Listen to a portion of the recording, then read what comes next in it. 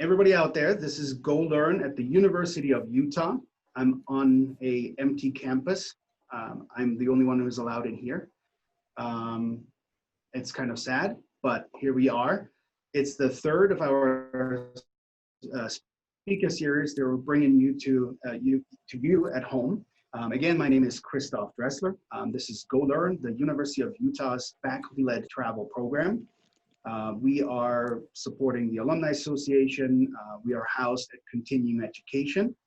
And we are very lucky that our experts and our faculty are taking us on trips all over the place. Today we have Beth Whitsett, who guides our trip to Philadelphia and to Gettysburg, Valley Forge, Brandywine Valley, just so we are also covering not just the Constitution, which is the topic of today, but when we're on the trip, we're also see what happened before the Constitution and after the Constitution in terms of Revolutionary War and in terms of the Civil War. So yeah, Beth Whitsett, 40 years of, I think it is, 40 years lawyer, degrees from Stanford University, Yale University, University of Southern California School of Law. Taught for us here at the University of Utah at the School of Law, is teaching currently for us at the OSHA Lifelong Learning. Shout out to all of our OSHA people out there.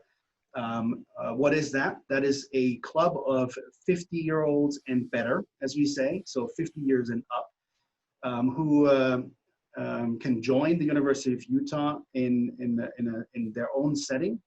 It's an endowment program. And the OSHA people are very lucky to have Beth Whitsett to teach Constitution and other things. She will talk about this. Today, we're having a presentation on the Constitution in a polarized society. We will learn a lot today from Beth. I'm very, very excited. Again, this is our speaker series with Go Learn, and she's the third to go. It's immensely popular, so thank you everybody out there. And Beth, a little introduction, please. Okay, well, thank you very much. I'm excited to be doing this. And I'm assuming that some of you may have taken my classes before, so I've tried to vary it just a little bit so you're not seeing the same information. I want to talk about some issues today that we view as contemporary issues. Political and social polarization, alternate facts and alternate reality, and dealing with the internet, social media, communications technologies that seem to have gotten way ahead of the law and the ethical considerations that need to be brought to bear, but looking at it through the lens of history. And the specific little piece of history I'm going to talk about is constitutional history. Now, I need to begin, for those of you who don't know me, with something of a confession. I am not a professional historian. I have never been a constitutional lawyer. Those 40 years I spent as a lawyer was a corporate lawyer, a transactional attorney. But the Constitution and American history, particularly constitutional history, have always fascinated me. I'm a lover of stories. I believe that stories are integral to history, at least interesting history. And in fact, while I'm also not an anthropologist, I have always seen storytelling as one of those unique human intellectual skills that separate us from other kinds of intelligent organisms with whom we share this planet. So we're going to talk today a little about history generally, and then drill down a bit on the founders, the Constitution, and how polarization and these other issues, including alternate facts and trying to keep up with communications technology, have not only been essential to our history, but are built into the Constitution. And according to Alexis de Tocqueville, in the early part of the 19th century, are central to the American character. So let's start by talking a little bit about history. And Beth, I am now going to share, go ahead. Really quick, I just wanted to let everybody know, since we can't go travel, we bring the road to you, so to speak. If you have any questions throughout the presentation, there's a chat and a question answer, and at the end of it, we'd love to get to some of those questions, so stay tuned. send us your questions in, and I will kind of like go out of this presentation. I will disappear and leave the floor to Beth all to herself. So thank you very much, Beth, and I'll be right here in the background, okay? Okay, great. And I'm going to disappear too. And if I could do this right, we'll be putting up some slides. Okay, you should be seeing the slides now. Is that right? Yes. Good. Okay. So in January 2020, the New York Times reported that American history textbooks published after 2016 by the McGraw-Hill Publishing Company for the states of California and Texas presented two very different versions of American history. And we have to make sure this is going to work. There we go. All righty. For use in high school history classes, the Times article begins with the language you see on the slide. The textbooks covered the same sweeping story, from the brutality of slavery to the struggle for civil rights, the self-evident truths of the founding documents to the waves of immigration that reshaped the nation. The books have the same publisher, they credit the same authors, but they are customized for the students in different states, and their contents sometimes diverge in ways that reflect the nation's deepest partisan divides. In a country that cannot come to a consensus on fundamental questions, how restricted capitalism should be, whether immigrants are a burden or a boon, to what extent the legacy of slavery continues to shape American life, and many others, textbook publishers are caught in the middle. On these questions and others, classroom materials are not only shaded by politics, but are also helping to shape a generation of future voters. It appears that the two states' education authorities, like many others, have different sets of political views and preferred social objectives, and have chosen not only to marshal historical facts to support their preconceived goals, but to select which facts are relevant and meaningful and supportive, and to omit the others. The alternate versions of U.S. history underscore our political and social polarization. Perhaps more troubling than our partisanship is the development and acceptance of alternate realities, thanks in part to a diminution of trust in social institutions, governments, journalism, science, and other expertise, and in part to new modes of unverified and unexpertized information modalities that we have not yet learned to deal with. We tend to withdraw into our political camps, and those further color our understanding of the facts on any subject. Beth? Yeah. We just need to advance the slides. I'm so sorry to interrupt, but I think you're on different slides now. We're still on the New York Times. Yeah. Nope, we're still there. Oh, I got it up. Yeah, we're still there. I don't have slides for every paragraph. Okay, everybody out there, I apologize. That's okay. That's okay. You're just testing to see if I can keep this straight in my head. Our public dialogue decries extreme political and social partisanship, alternate facts, and absence of meaningful dialogue and compromise. We sometimes feel as though we're someplace truly unique, someplace without an exit, leading to a very dark place. But even a cursory look at American history shows us that none of this is wholly unprecedented. Polarization is as American as apple pie. While history does not provide us with a clear direction to follow, and history never does that, knowing our past helps put the present in perspective, gives us a lens through which to view our world, and not knowing history can be deadly. History, in my view, is best told through stories, and stories are best gleaned from the words and deeds of the individuals who were there. But there are dangers in this approach. As lawyers and psychologists have demonstrated, eyewitness testimony is fraught with inaccuracy. I am going to read you a bit from a wonderful piece by one of my favorite historians, Jill Lepore. Jill Lepore is a professor of history and an occasional professor at the law school at Harvard. She's also a writer and a journalist, and you may have run into her in the New Yorker magazine. She's a frequent contributor. She, in this little excerpt, is talking about an interesting problem that occurred in the 1790s. Yes, we're going back to my era. Mercy Otis Warren was a friend of the Adams family, the John and Abigail Adams family. And she was a writer and published a 3-volume history of the Revolution entitled, quote, History of the Rise, Progress, and Termination of the American Revolution. John Adams, who was always kind of a surly guy anyway, predicted that, quote, the history of our revolution will be one continued lie from one end to the other.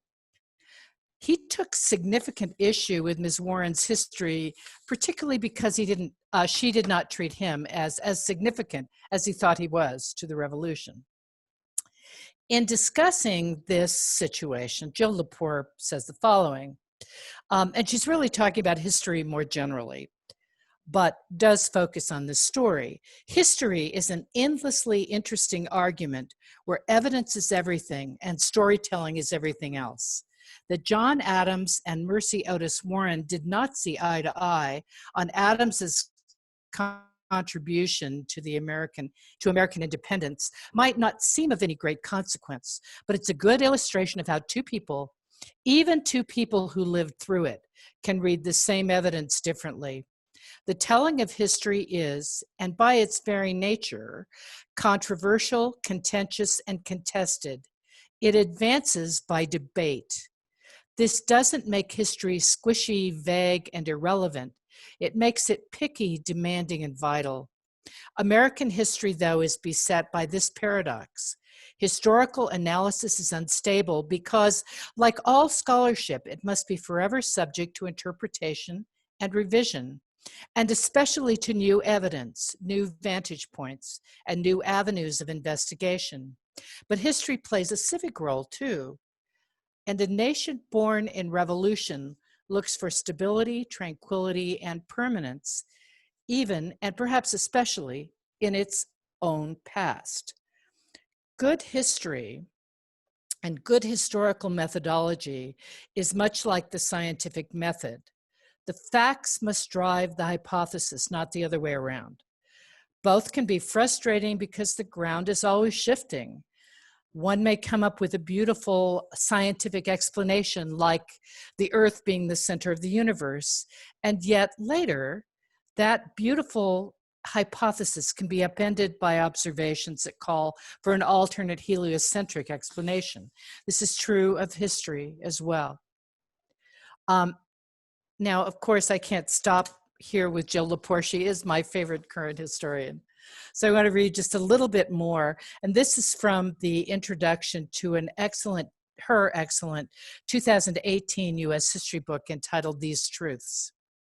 The work of the historian, she says, is not the work of the critic or of the moralist. It is the work of the sleuth and the storyteller, the philosopher and the scientist, the keeper of tales, the sayer of sooth, the teller of truth. What then of the American past?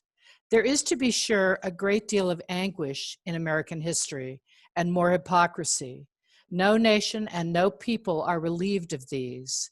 But there is also in the American past an extraordinary amount of decency and hope, of prosperity and ambition, and much especially of invention and beauty. The truths on which the nation was founded are not mysteries. They're not articles of faith, never to be questioned, as if the founding were an act of God. But neither are they lies, all facts fictions, as if nothing can be known.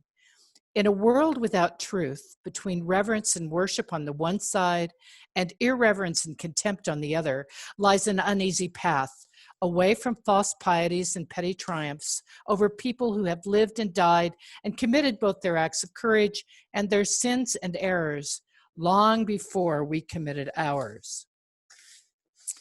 We are people of the book. That is, our government, our society, is one of the few democratic societies and governments established on a writing.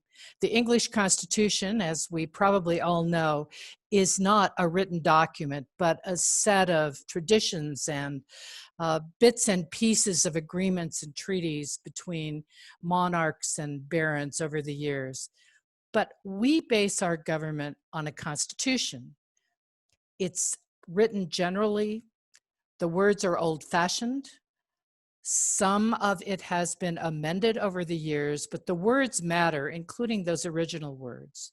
They have been and continue to be guiding principles to us and maybe help keep us from going off the rails. After all, the Constitution is over 300 years old. But to understand the words, we need to have some idea of context. We need to look at it from the perspective, in addition, of more contemporary disputes of our time and our place. Now, we have to be careful that we don't become too addicted to the mythology of the founders and to our belief that the founders had all the answers. So now, from Jill Lepore, we go to one of my other favorite people, James Madison. James Madison is a very interesting guy. He was the recorder of the Constitutional Convention, the draftsman of the Bill of Rights, who actually pulled all of those rights together after adoption of the Constitution, and one of the principal authors of the Federalist Papers, one of the finest pieces of political propaganda ever written. He was the fourth president of the United States and was Jefferson's Secretary of State. He was concerned as early as 1796 and probably before that, that those who followed the founding generation would be much too concerned about what the drafters thought in interpreting what the Constitution meant. And here's what he said on April 6th, 1796. Whatever veneration might be entertained for the body of men who formed our Constitution, the sense of that body could never be regarded as the oracular guide in expounding the Constitution. As the instrument came from them, it was nothing more than a draft of a plan, nothing but a dead letter until life and validity were breathed into it by the voice of the people, speaking through the several state conventions. If we were to look, therefore, for the meaning of the instrument beyond the face of the instrument, we must look for it not in the General Convention which proposed, but in the state conventions which accepted and ratified the Constitution. And I suspect that if Madison were alive today, he would suggest that we need to look further into how this document has been interpreted and applied. Now, the next slide is not totally relevant, but I could not ignore this. This is a Bagley cartoon. I so rarely see constitutional law cartoons. And this, of course, is Mueller raising some questions about the ambiguity of the Constitution with respect to possible remedies for violation of constitutional norms by a president, and a couple of Democratic donkeys looking at each other saying, well, I don't know what we're going to do. We're going to have to ask James Madison what he thinks about it. I'm not sure Madison would agree with this cartoon. Of course, returning to real history, there are myths surrounding the founding and the Constitution. Some have argued that the Constitution must have been the result of some kind of divine intervention, but such views are the stuff of faith and not history. The document was and is flawed. The result has been pretty amazing, but it's not a perfect document. George Washington, the first president of the United States, is often quoted as having referred to the Constitution and the ultimate agreement as a miracle. But let's look at what he actually said. Oops, there we go. What have I done? Hold on. There we go. George Washington, in February of 1788, wrote a letter to his friend and former comrade in arms, Marquis de Lafayette in France. Now, the time he wrote this, the Constitutional Convention had approved the Constitution, had moved it on to the Congress of the Confederation, which had agreed to send the draft on to the states for possible ratification. And the ratification contest was in full force. Here's what he says to Lafayette. It appears to me then little short of a miracle that the delegates from so many different states, different from each other in their manners, circumstances, and prejudices, should unite in forming a system of national government, so little liable to well-founded objections. Well, for one thing, I find this to be rather faint praise, and secondly, it appears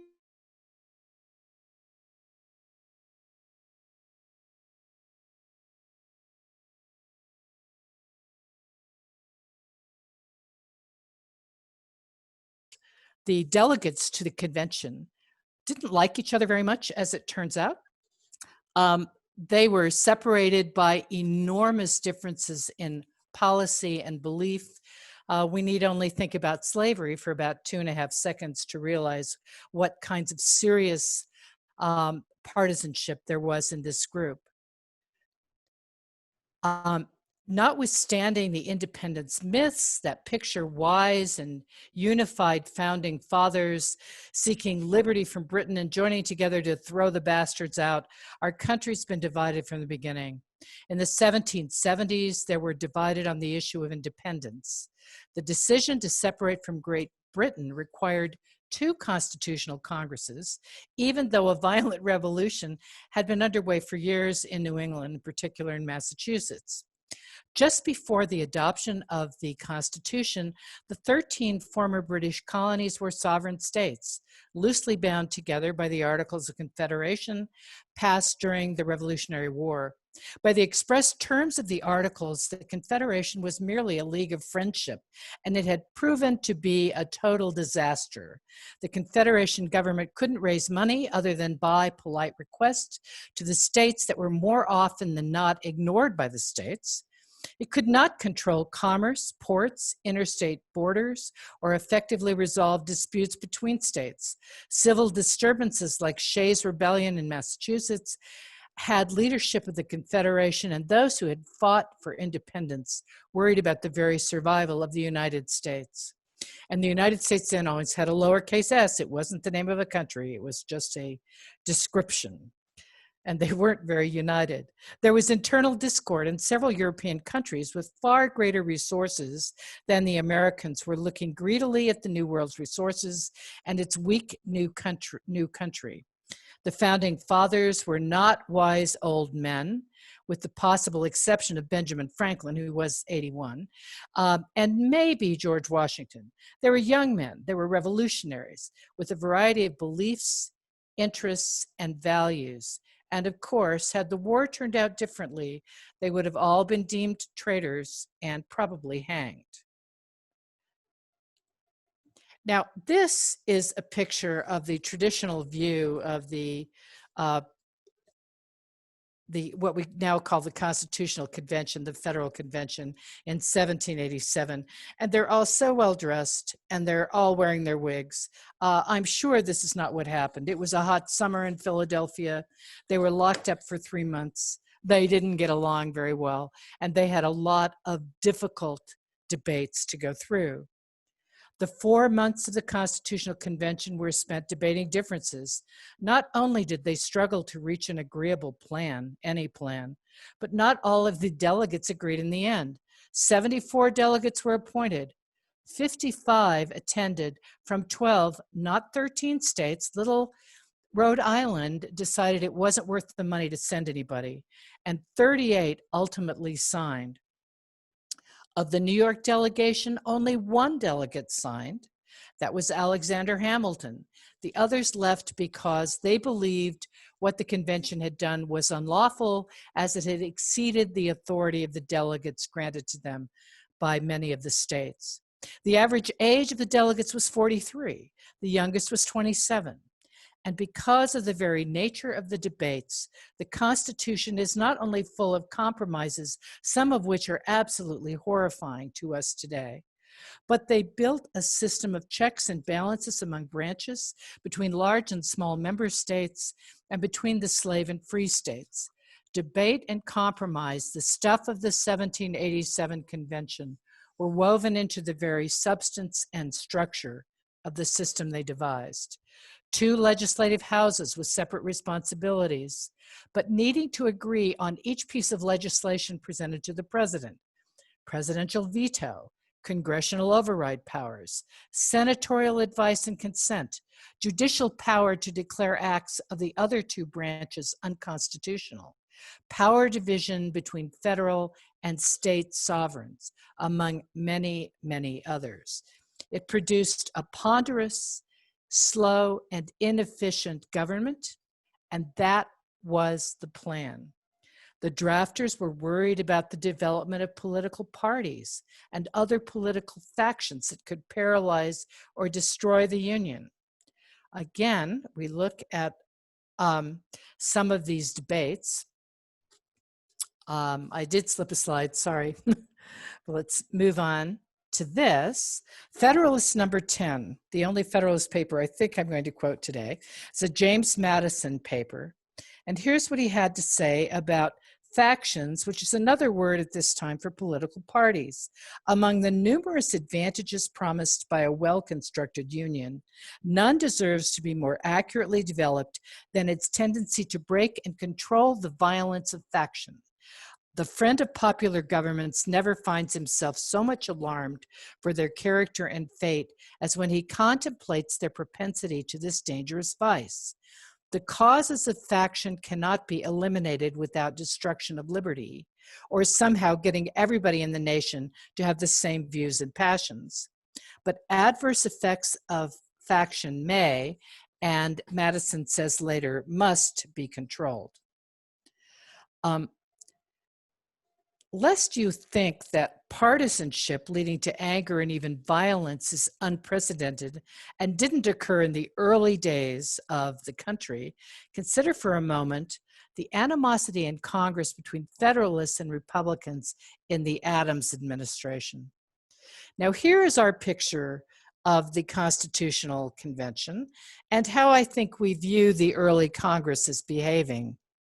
Here is a cartoon that addresses the debate that I want to tell you about just for a minute. It is reported that during one debate, Connecticut Federalist Congressman Roger Griswold and called Vermont Republican Congressman Matthew Lyon a coward in the House chamber. Lyon sprang across the floor and spat in Griswold's face, and thereafter has been remembered as Spitting Lyon. Griswold smashed his cane over Lyon's head, and Lyon picked up a pair of fireplace tongs to parry. Griswold tackled Lyon, and they grappled until other congressmen pulled them apart. Apparently, this behavior is not unusual, given the American character. And I mentioned earlier Alexis de Tocqueville, who in his interesting travelogue and analysis of American character, Democracy in America, printed in 1834, had this to say about the American character. Scarcely have you descended on the soil of America when you find yourself in the midst of a sort of tumult. A confused clamor is raised on all sides. 1,000 voices come to your ear at the same time, each of them expressing some social needs. Around you, everything moves. Here, the people of one neighborhood have gathered to learn if a church ought to be built. There, they are working on the choice of a representative. Farther on, the deputies of a district are going to town in all haste in order to decide about some local improvements. In another place, the farmers of a village abandon their furrows to discuss the plan of a road or a school. Citizens assemble with the sole goal of declaring that they disapprove of the course of government. To meddle in the government of society and to speak about it is the greatest business and, so to speak, the only pleasure that an American knows. An American does not know how to converse, but he discusses. He does not discourse, but he holds forth. He always speaks to you as to an assembly.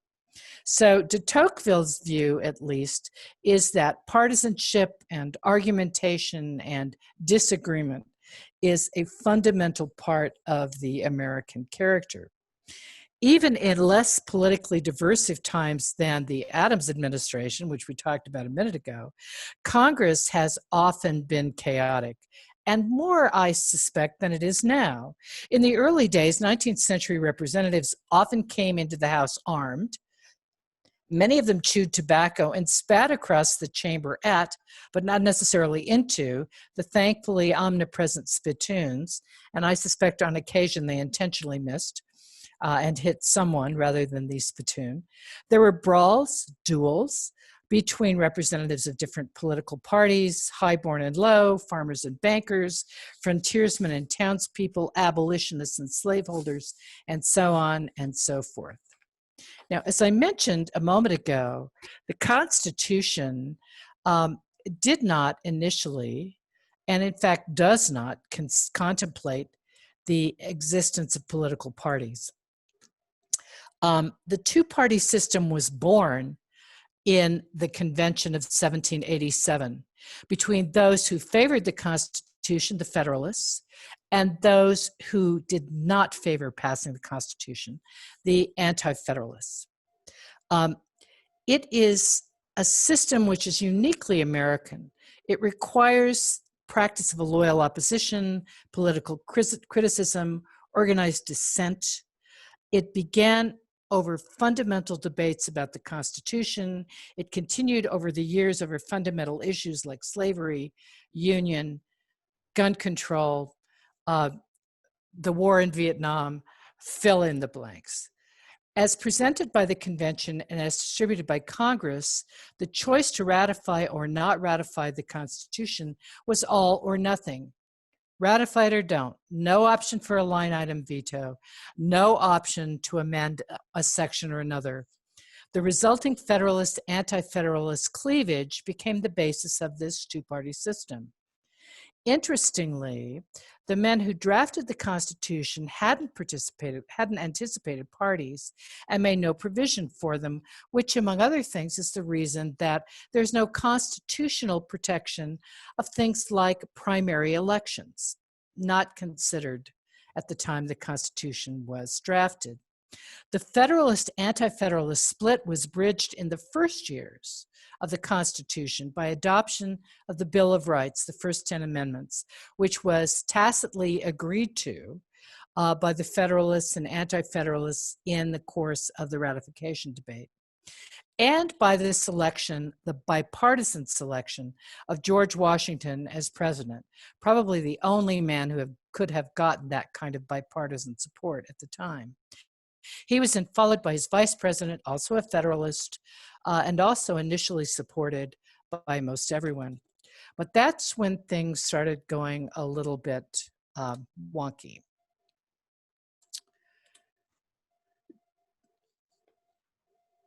During Adams' term, Congress did a lot of legislation. It was a Federalist Congress, as we know. It passed, among other things, a series of naturalization and sedition acts, restricting freedom of speech and of the press, making it harder for an immigrant to become a citizen, allowing the president to imprison and deport non-citizens who were deemed dangerous or who were from a hostile nation, and perhaps most disturbing, criminalizing making false or malicious statements critical of the federal government. This may sound familiar to some of us. The Sedition Act of 1789 imposed fines and prison sentences for publishing false or misleading writing directed against the president or Congress. Sedition charges were filed against a number of journalists and others, including our friend, Representative Spitting Lion. Many, including Representative Lyon, were convicted. This act outraged President Thomas Jefferson and his followers later, severing the already tenuous relationship between Adams and Jefferson. And of course, Jefferson was Adams' vice president. At the time of those first few elections, there were not separate candidates for president and vice president.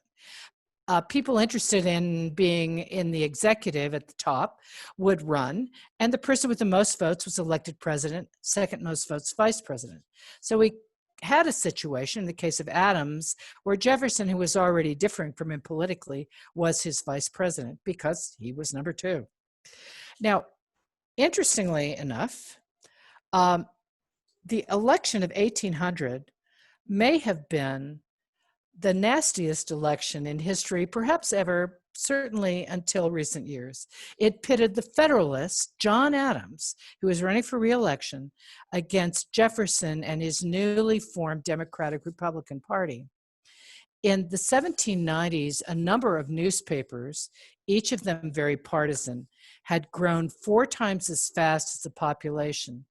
Already we have a communications technology that's growing so fast it's hard to keep up with it. At the time when there were very few national institutions, the newly born parties exerted tremendous and vital nationalizing force, and they were fueled by partisan newspapers. Jefferson referred to newspapers as the engine of partisanship. The campaign of 1800 really crystallized the two-party system. The campaign rhetoric was cruel, personal, and dehumanizing. Friendships and working relationships were severed. Federal judicial appointments became the tool of partisan politics. Just to give you a flavor of what this was like, I pulled a few quotes from political literature of the time. Of Adams, John Adams, father of our country, it was said that he was, quote, a wretch whose soul came blasted from the hand of nature, with neither the science of a magistrate, the politeness of a courtier, nor the courage of a man. A hideous hermaphroditical character, with neither the force and firmness of a man nor the gentleness and sensibility of a woman. A strange compound of ignorance and ferocity, of deceit and weakness, old, addled, toothless, a madman. Adams was called a monarchist, more British than American, and therefore a bad man. Was Jefferson unscathed? Heck no. It was said that he was a spendthrift, a libertine.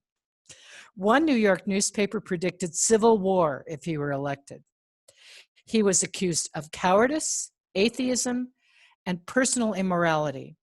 Jefferson was called a hopeless visionary, a weakling, an intriguer intoxicated with French philosophy, more French than American, and therefore a bad man. One of Adams' critics was arrested for inciting the American people against their president, and he was convicted and sentenced to 9 months in jail. Now, the election was sort of complicated. We still had the situation where a lot of people might run for president. The highest vote count would be president. Number 2 would be vice president. There were 4 leaders in the campaign: Jefferson, who was a Democratic Republican; Aaron Burr, a Democratic Republican; John Adams, a Federalist; and Pinckney, who was essentially Adams' supporter. The election occurred in the end of, November, December timeframe. The decision was certainly clear. The first results were clear by the beginning of December. And what had happened was the Democratic Republicans ran the tables. They took the Congress and they produced the 2 leading candidates. However, the number of votes was equally split between Jefferson and Burr. So for a number of months until February 17th, 1801, the final decision had gone to Congress, which is what happens when there's a tie in the Electoral College, and Congress couldn't break the tie until the 36th ballot, when apparently Hamilton did his political magic and resulted in Jefferson being elected president. Now, this happened in February. Also, in the early part of the 19th century, the inauguration did not take place in January, it took place in March. That was partly because in the early days, it took a long time for people from anywhere in the country to get to Washington, D.C., so they needed a longer period of time to move and so on. What that did was provide Adams with months in which, Adams and his Congress, all Federalists, months in which to do what they could to protect the country against the dangers of the coming Democratic-Republican administration. When it was clear to Adams, which is very early, that the Federalists had lost the election, he and the Congress set to work passing legislation, including a new Judiciary Act, which created lots and lots of federal judgeships. And once that was passed, Adams spent a substantial part of his time appointing Federalist judges to those newly appointed judgeships, including a new Chief Justice of the Supreme Court, a gentleman by the name of John Marshall, who happened to be Jefferson's second cousin and a longtime enemy of Mr. Jefferson, and perhaps one of the longest serving and most brilliant Chief Justices the court has ever had. So Adams did what he could to protect the country from Jefferson.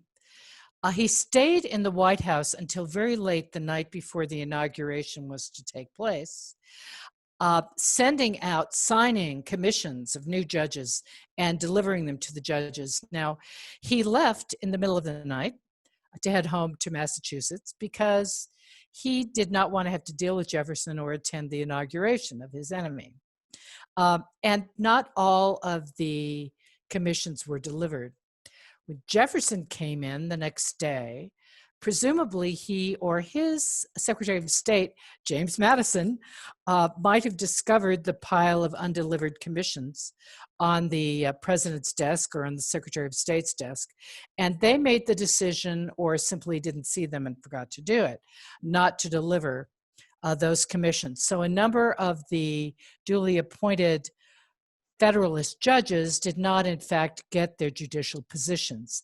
This led to a case which presumably you all know, a very famous early Supreme Court case called Marbury versus Madison. We know who the Madison is. Marbury was one of the judges who was appointed but who never received his commission. And the case is a very important case. It has a lot of chat in the decision about the rule of law and presidents being subject to the rule of law. But at the end of the day, the holding in the Marbury case is that if the Congress exceeds its constitutional authority, the Supreme Court can declare the action it has taken as unconstitutional. And that's precisely what the court did. They declared a portion of that Judiciary Act, which we need not get into the details, but which was relevant to the Marbury case and under which Marbury brought his action against the Secretary of State. That provision of the Judiciary Act was unconstitutional, and therefore it was void, and therefore the Supreme Court really couldn't do anything to help Mr. Marbury. Now, this is a very old case. It's a case that has been cited over the years, and interestingly enough, it was cited as recently as about a year ago in a case that was brought against President Donald Trump alleging unconstitutional conduct on his part in violation of the Emoluments Clause of the Constitution. So the Marbury-Madison case is still alive and well.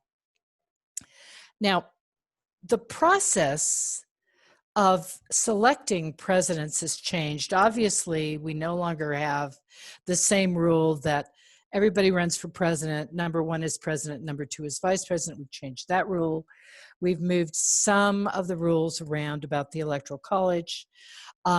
But there have been more changes with respect to how the political parties choose their candidates.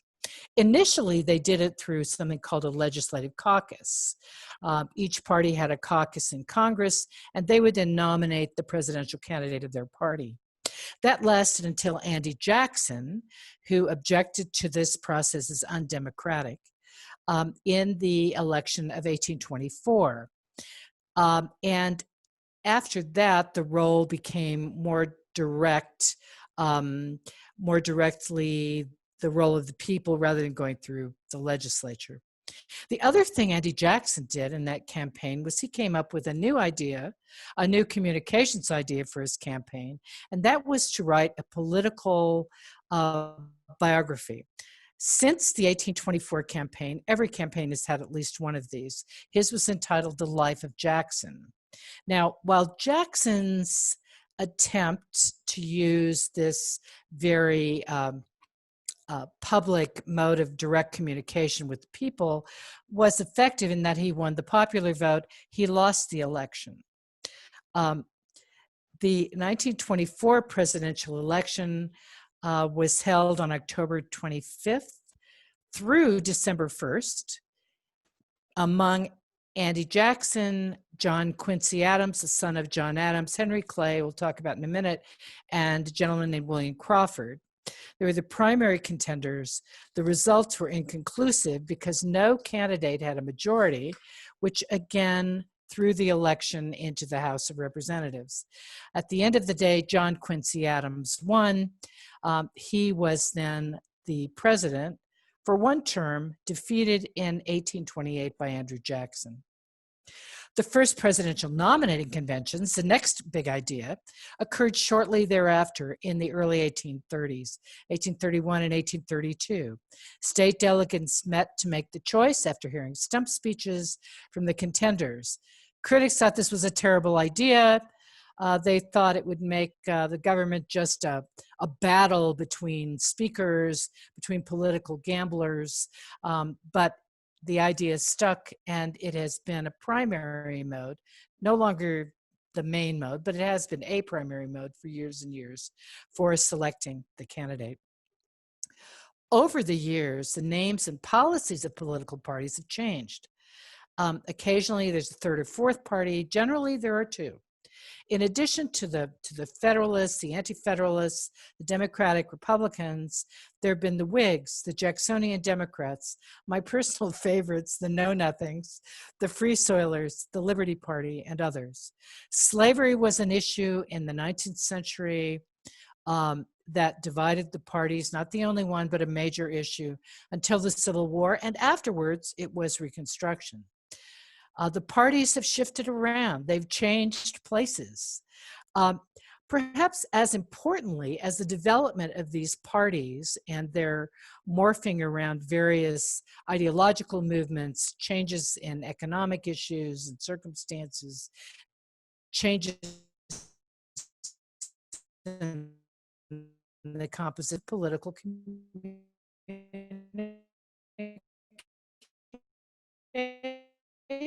technology lowered the cost of the daily newspaper to a penny or two. In the 1840s, newspapers got their news by telegraph, a new technology. The post office set a special cheaper rate for newspapers. Ooh, a new idea. And in the 1850s, newspapers started printing illustrations based on photographs. They could be seditious, they could be very upsetting, give rise to emotional responses to campaigns, and again, were derided by traditionalists. At the same time, literacy rates were skyrocketing. More Americans were able to read for themselves and make their own decisions. Candidates started campaigning, speaking, and writing directly to the people. For a while, party elites lost control of the political parties, but finally, Democrats and Republicans sort of established themselves as the two primary parties, although, as you may recall from your reading of the Civil War era, the Republicans, for a long time, were referred to as the radical Republicans by the Democrats, for they were the ones who were supporting the Lincoln view of Reconstruction. Political parties have been interesting. Partisanship has been constant. There have been new political communications which have turned political rhetoric, political behavior on its head over the years. Now, in the years that followed adoption of the Constitution, stepping back a little bit before the Civil War again, there were many times, not just once, when a number of states threatened to secede from the Union. They weren't always Southern states. The national government was new in the early part of the 19th century, just beginning to establish legitimacy, both at home and abroad. It was skillful compromise repeatedly that saved the nation. Henry Clay, I mentioned as one of the candidates in the 1824 election. This is a really fascinating man. He probably should have been president of the United States. He certainly wanted to be. But his political capital was repeatedly spent in advocating compromise, the dirtiest word in American politics, and yet probably the most essential to our survival. Clay was born in 1777, a true child of the Revolution. He was a politician during the early years of the Republic, and to date, the only first-term congressman ever elected Speaker of the House. He spent his career in Congress and the Senate. He was a respected and powerful speaker. He ran for president 4 times, but he lost every time. And his losses were attributed to his commitment to national unity and emancipation of the slaves, 2 absolutely irreconcilable views at the time.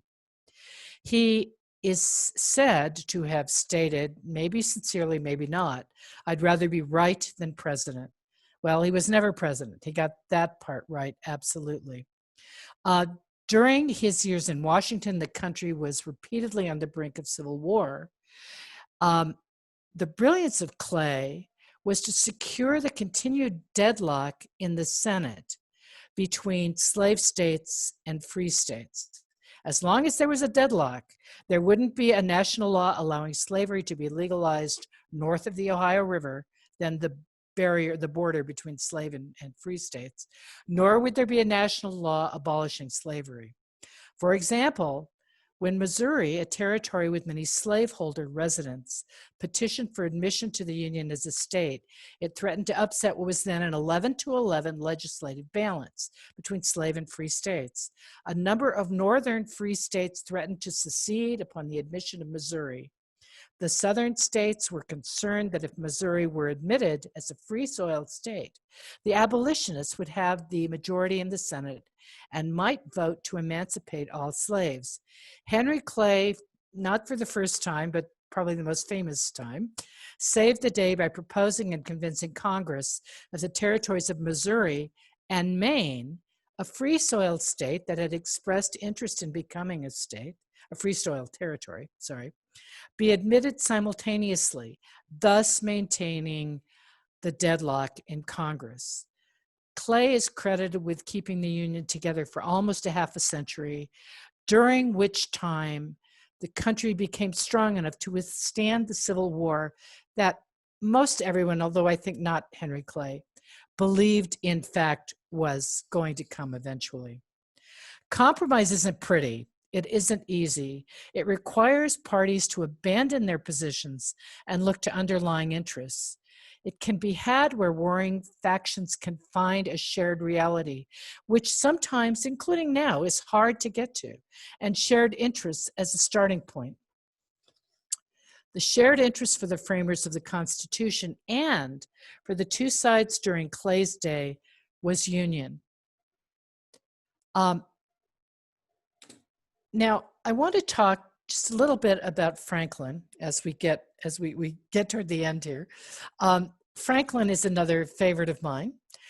He was an amazing character. We all know who he was. He was a writer, a printer, a scientist, an inventor, philanderer, lived into his 80s at a time when hardly anyone did that. But perhaps one of the most important things he did was to serve as the senior statesman at the Constitutional Convention, which was actually not known as the Constitutional Convention at the time, but an oddly spelled Federal Convention. The Federal Convention was held in his hometown of Philadelphia, as we all know, and in making preparation for the convention to come to his town, he remodeled his house. And what did he do? He enlarged his dining room to seat 24 people. And perhaps more importantly, he laid in a supply of a strong ale called porter.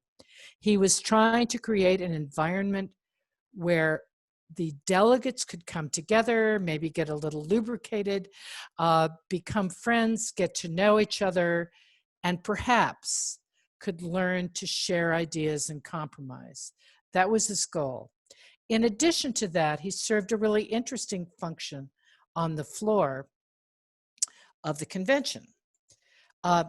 He was actually, according to Madison, a frequent speaker, particularly during heated debates. Franklin would rise in his, arthritic kind of Ben Franklin way to speak at length, or at times when he wasn't quite up to that, he would have a younger colleague read a prepared message until tempers had cooled. As irritating as this may have been, no one was going to treat the old gentleman with anything but respect. During one particularly heated debate over legislative representation, slavery, and states' rights, Franklin rose to speak. First, he observed, and I love this, that small states are more easily governed than large ones, and noted that he would not be averse to diminishing Pennsylvania by giving part of it to New Jersey and part to Delaware. Then he went on to say what's on your slide. And he said this a lot at various times during the convention. We are sent here to consult, not to contend with each other. And declarations of a fixed opinion and a determined resolution, never to change it, neither enlighten nor convince us. Positiveness and warmth on the one side naturally beget their like on the other. He was a very optimistic man. Harmony and union are extremely necessary to give weight to our counsels and render them effectual in promoting and securing the common good.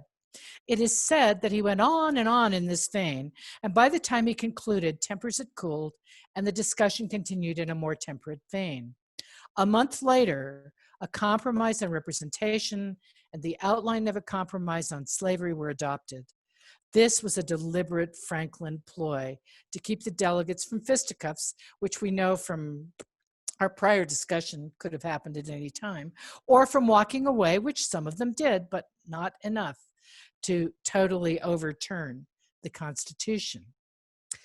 On September 19th, 1796, George Washington wrote a letter to the American people announcing his intention to retire from office. In that letter, he offers advice to the American people on a number of topics, including the dangers of faction, which he referred to as party. And I'm going to read a little more of this than what is on your slide, because I think it is amazingly prescient and speaks to our times today. I also need to say that it has been suggested that James Madison may have given him a hand with some of this. He said this: in contemplating the causes which may disturb our union, it occurs as a matter of serious concern that any ground should have been furnished for characterizing parties by geographic discriminations, northern and southern, Atlantic and western, let me insert here, coastal and flyover country, whence designing men may endeavor to excite a belief that there is a real difference of local interests and views. One of the expedients of party to acquire influence within particular districts is to misrepresent the opinions and aims of other districts. You cannot shield yourself too much against the jealousies and heartburnings which spring from these misrepresentations. They tend to render alien to each other those who ought to be bound together by fraternal affection. Let me now take a comprehensive view of the potential danger of the spirit of party. This spirit, unfortunately, is inseparable from our nature, having its root in the strongest passions of the human mind. It exists under different shapes in all governments, more or less stifled, controlled, or repressed. But in those of the popular form, it is seen in its greatest rankness and is truly their worst enemy. Onto your slide. The alternate domination of one faction over another, sharpened by the spirit of revenge, natural to party dissension, which in different ages and countries has perpetuated the most horrid enormities, is itself a frightful despotism.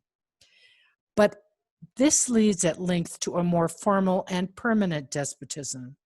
The disorders and miseries which result gradually incline the minds of men to seek security and repose in the absolute power of an individual. And sooner or later, the chief of some prevailing faction, more able or more fortunate than his competitors, turns this disposition to the purposes of his own elevation on the ruins of public liberty. So I guess my bottom line, which is kind of George Washington's, is that polarization, partisanship, things are with us. They are who we are. But we need to find a way to deal with them. I'm not sure what the answer is now, but we've been here before. We've survived it in the past. We've survived what at their time were probably as enormous and disconcerting changes in communications technology as we face today.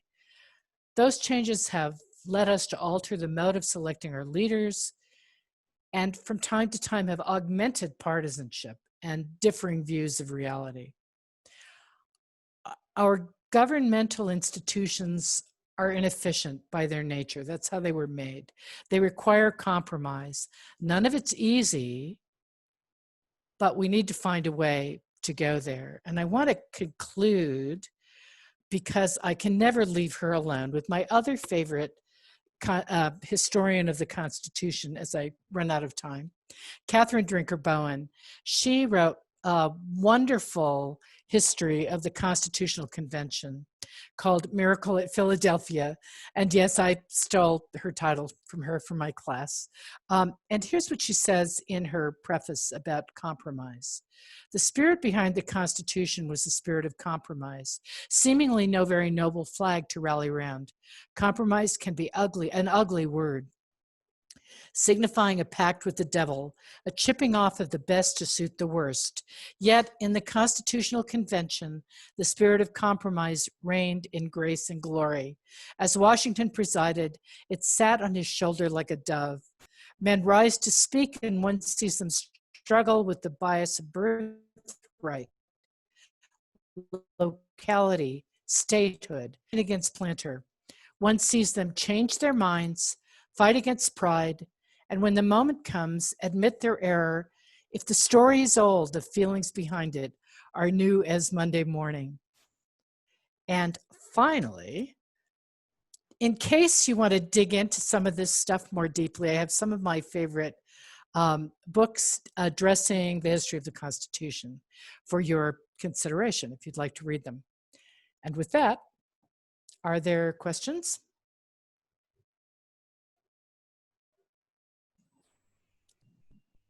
Thank you, Beth. If you leave this slide up a little bit, if you would like, so that people can take some note. Oh, yeah. Also, yeah, thank you. Well, first of all, thank you so much, Beth. This is like a trip down the history. It's you know, as you know, Go Learn is a travel program, and today we can't. But each one of our trips is exactly that. We're exploring aspects of history, and today, versus some of our other panelists, we really had a fantastic look into our Constitution and issues around it. So I have a new favorite historic character here, Henry Clay. Thank you for introducing me to him. That's great.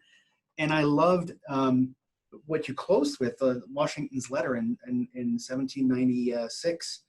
Kind of like, I mean, on one hand, outlining what's the normalcy of having a polarized world, or at least a polarized U.S., but then also the dangers that lies within if another tyranny comes to mind. So thank you for that. We're getting some, yes, we have some questions, so I'm gonna pull those up. Obviously, Catherine is saying thank you, fascinating and relevant, and very relevant. Is it possible to email the slides to all of us? Yes. Let's see. Yeah, Krista, if I can just get you the slides or get them to Ben. Yeah, that'd be great. And we can, if you wouldn't mind, can you close your presentation so that we're a little bit bigger for the questions? Yeah, so there we go. Couple of other things I wanted just to mention to you guys. One is you should be watching the Supreme Court right now, which is considering two cases that have relevance to some of this. One of them is the faithless elector case that has been argued, and we're waiting for an opinion to determine whether the states can require electors, that is representatives to the Electoral College, to vote the way the state rules say they should vote instead of making their own decision. And secondly, there is a very important congressional executive power case concerning congressional subpoenas to the president or with respect to the president's information. Again, that case has been argued and we're still waiting, unless it's happened in the last day, for an opinion. And one other thing I just want to mention, I should have mentioned before, and that is Jill Lepore is now a podcaster. She has a podcast called The Last Archive, and she is exploring the nature of history and sort of history as a scientific exploration. So I commend that to you as well, The Last Archive. The Last Archive, yeah, I wrote that down, Jill Lepore. Yeah. Yes, we will make the slides available. This is very helpful, says Brenda, to put historical perspective on our current times. Thank you. How does knowing this history impact how you view current events now or at any time in your life? Oh, that's a really hard question. And periodically I go down into that really dark place because it's a new set of problems. But I mean, it's not a new set of problems. It's a different take on those problems. But I think that I have always, looking at this history, viewed the challenge when I'm trying to talk to people who don't see the world the way I do, to walk back far enough to find some place where we're sort of on the same plane of existence. I have written letters, perhaps with a slightly more liberal take than the recipient of the letter, who might be a congressman or a senator, and walked back to a place where I can say, look, I grew up in a Republican family. You know, this is my background. This is who I am. And from here, take baby steps toward where I'm trying to get with my view that may be very different from theirs. And I think when you look at Franklin, you look at Clay, you look at the founders, at the drafters of the Constitution, who were finding a way to come together and then take little steps to move toward something substantially different. It's very hard. It's hard to do because we all get angry and we all want to be in our circle of comfort. But I think the lesson here is if you stay there, you get nothing accomplished. Yeah, that's true. You know, and Henry Clay, your favorite character, is even, well, he's one of mine, obviously, but he's even more interesting because he not only sort of trod this compromise line, but here was a man who was a staunch abolitionist who owned slaves. I mean, we all have our internal conflicts and sort of battles and Clay is the perfect example of that. Maybe that's why he was able to fight this fight for about 40 years and never becoming president. And probably that was good news for him. It would have cut his life short, no doubt. I was fascinated by the accounts of exactly that, like how tumultuous it really was. And you know, your report of one hitting the other over their heads with a cane, and then subsequently and spitting, you know, missing the spittoons on purpose. It just shows, you know, it's not just today that we, you know, we cannot do that anymore. We're not going to throw objects at each other. But it's gotten very verbal and very, very painful in many ways in the political arena. And so at least to know that it's always been like this is a little bit comforting to me in a way. Well, and remember, de Tocqueville said this is the American character. It's the only thing they like to do. It's really interesting. As you know, I'm German, and it's almost like a national hobby to, at least the way I grew up, to have political banter, to have your views and to talk back and forth when I'm now here in the US, and it's really sometimes hard to actually talk to each other about, okay, you have a different view. So the way it is, it's almost like everybody is in Germany is trying to seek, what could I say that's different, just so we have a political discourse and we talk to each other. And here we sometimes cannot talk to each other we can live with each other, but once we air our political views, it starts to become difficult. It's personal. I mean, that's part of the problem, right? It's not a game. It is something that's more gut level for us. And I'm not sure why, because I think the French are very much like the Germans. They get all, upset about things, but it's essentially a game. It is. It is it's and it's almost at least speaking for the Germans. I cannot speak for the French, but it's almost more like showing your knowledge and your that you're in the process, that you're reading up on it. It's not Yeah. just having a stance; it's actually having facts and argumentation. And Mhm. possibly that's just the German way.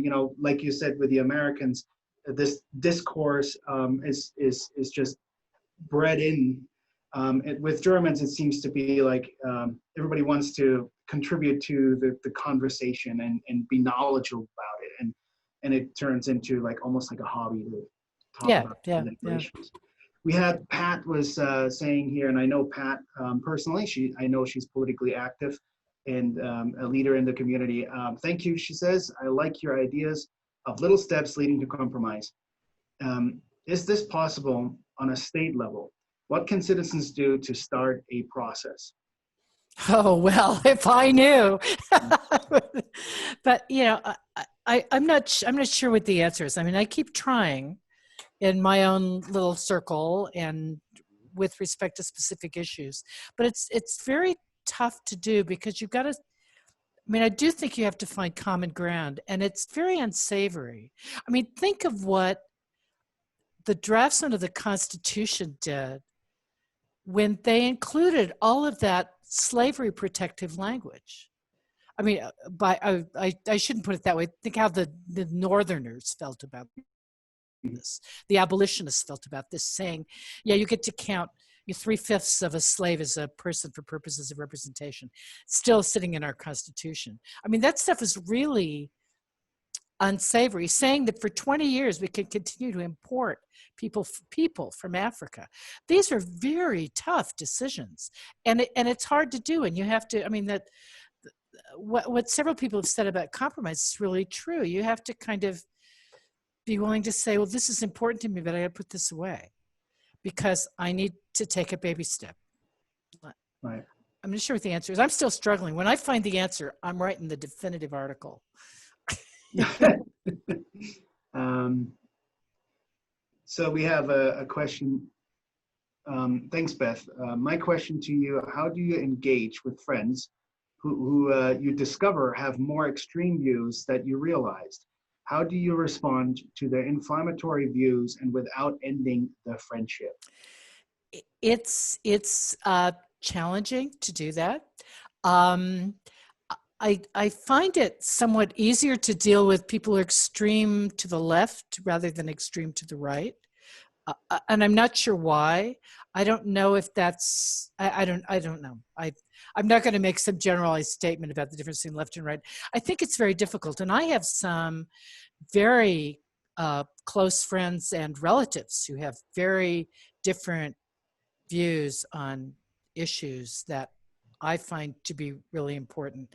And I try to do a couple of things. I mean, I try to adopt the Benjamin Franklin approach, which is drink a little, eat a little, talk about things that have nothing at all to do with whatever the issue is, or with politics. Um, and then to find a way, if I can, to get to where we can come together. I mean, if it's, my drunk uncle, we all talk about our drunken uncles, except they're usually not uncles and not drunk. To get to someplace and say, well, yeah, I really see it that way too, but I kind of drive a different path after I get there. I had a conversation once in a doctor's waiting room with the guy who was, I don't even remember what the topic was, but I said something that shocked him and made him think I was very lefty. And I said, well, I'm really very conservative because I believe in the Constitution. I believe in those, looking at the words and what they meant and who the founders were. And he was really shocked to hear that somehow I was willing to use the word conservative. And sincerely, I consider myself to be quite conservative about a lot of things, and sort of go there and then try to gradually walk it back. But I think what you can't do is get mad. Mm-hmm. You know, you can't let it be a personal battle between you and this other person, which is why I strongly believe in a glass of wine. I'm sorry for anyone I've offended, but there you are. I mean, chocolate works the same way with me. Exactly. Yeah. Any other little device? Vice. Yeah, exactly. Well, I think we're reaching our end. Yeah, we've kind of exceeded. We still have a lot of people actually out there, totally still engaged. So thank you for. It's been on my desk for years, actually. Oh, good. Did I give you that? I have my own right here in case someone asks me a question. Yeah, the other day my brother said, "What happens if a candidate dies before the election or after the election?" So I actually said, "Oh, well, wait a minute. I'll tell you which amendment that is." So, yeah. Anyway, it's always right here. So I must have gotten it from you because it's the exact same copy. It is. It's the wonderful 75-cent a piece one I use for my classes. So it's been sitting here, and in fact, I never had all this information that you presented to us today, the historic background and the convention and who these characters were. I leave this with one other finding: is like the founding fathers were really just a young bunch. A bunch of youngins, and that's an eye-opener, I think, in many ways, because we're always thinking of these wisdom-rich people who must have come up with this. And I personally don't think it's a dirty word. Compromise is very important. Compromise is very beautiful.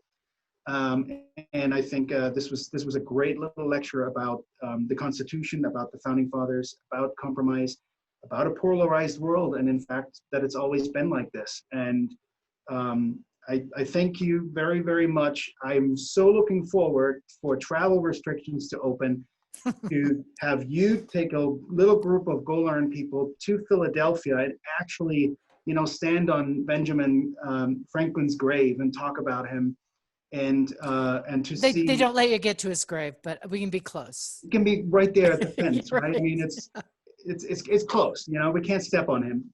Mm-hmm. But yeah, to take the classroom on the road again. Today we brought the road here, as we always do. This is Go Learn, the University of Utah. Thank you, any alumni who are out there. Thank you very much. We had one participant who called in and said, "I'm currently 60 miles north of Philadelphia." Lehigh Valley, I think it was. Mm-hmm. So thank you for joining us all the way from the East Coast. Wow. Here at, yeah, I know.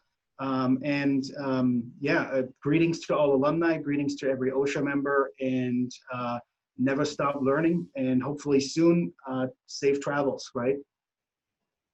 So thank you, Beth. Okay, thank you. It was wonderful. Thank you so much.